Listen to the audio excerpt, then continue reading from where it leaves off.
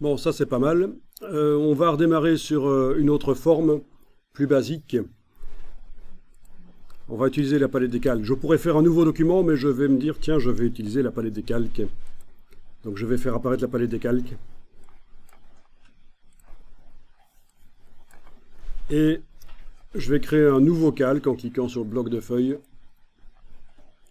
Et enlever l'œil en face du calque précédent. Donc ma forme qui est là n'apparaît plus. Je redémarre de ce nouveau document. Pas de nouveau document, mais nouveau calque en fait. Enfin, c'est comme si j'avais un nouveau document, quoi.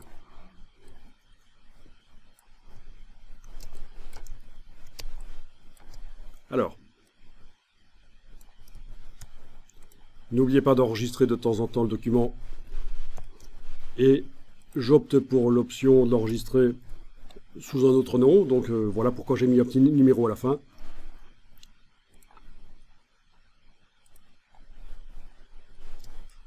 Alors comme manière d'enregistrer des documents Illustrator, il y en a deux principales. Le format Illustrator, qui est utilisable dans InDesign tel quel. On peut charger l'image Illustrator dans InDesign et faire une mise en page avec.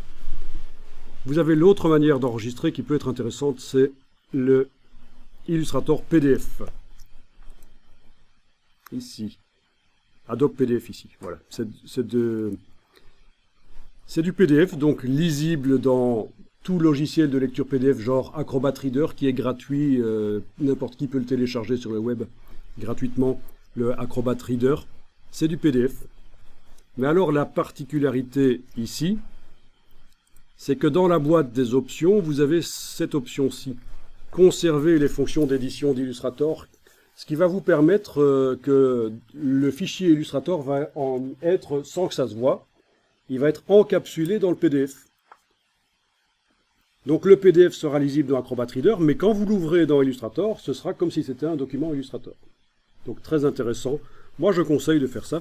Vous avez le meilleur des deux mondes. Vous avez un document PDF qui sera lisible partout, utilisable aussi dans InDesign pour faire la mise en page.